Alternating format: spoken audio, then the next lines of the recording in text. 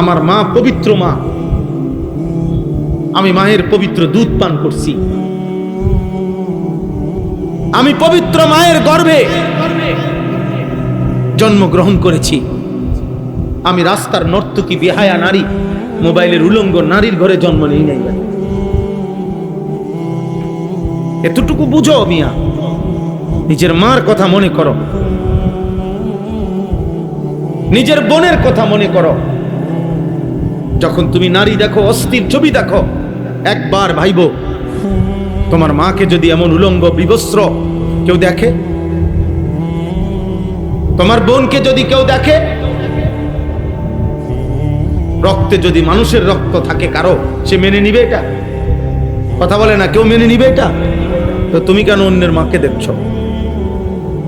তুমি কেন অন্যের বোনকে দেখতেছ? আব্বা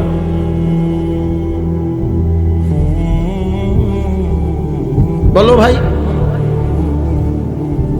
এজন্য দয়া করো, কমপক্ষে এতটুকু যে আমি আমাকে চিনলাম, এত্তুর যে নাই বিশ্বাস। হে পাগল, এজন্য পাগল মানুষ নিজের চিনে না, বুঝে না। বেচারা পাগল এই কারণে, বেচারা কি খায় কি ধরে সে বুঝে না।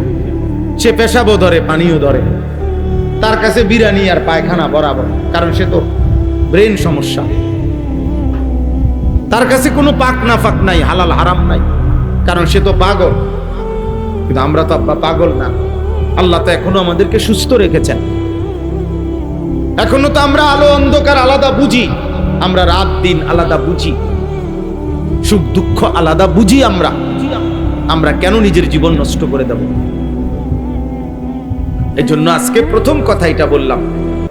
আলহামদুলিল্লাহ, নওজোয়ান যুবক মহব্বত করে মাহফিল সাজাইছে, এটুকু ছোট্ট আয়োজন হইছে। আল্লাহর দয়ায় আপনারা বসতে পারছেন।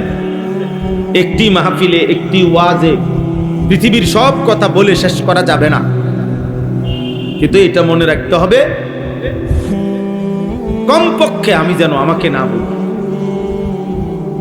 আমাকে না বলি। কোন মানুষের উপরে আল্লাহর সবচেয়ে বড় আযাব কোরআনের তাফসীরে আছে। কোন মানুষের উপরে আল্লাহর সবচেয়ে বড় শাস্তি কি দুনিয়াতে? কোন মানুষের উপরে আল্লাহর সবচেয়ে বড় দুনিয়াবী শাস্তি হলো, আল্লাহ তাকে যাকে আত্মভোলা করে দেয়, অর্থাৎ যার আর মনে থাকে না কবর, হাসর, আখিরাত, পরকাল, মৃত্যু, হালাল হারাম, পাক নাফাক, জায়েজ না জায়েজ, এই বুঝ, এই অনুভূতি থেকে দূরে সরে যায়। খোদার কসম, কোরআনের তাফসীরে আছে, ওইটাই হচ্ছে ওই ব্যক্তির উপরে আল্লাহর সবচেয়ে বড় লানত।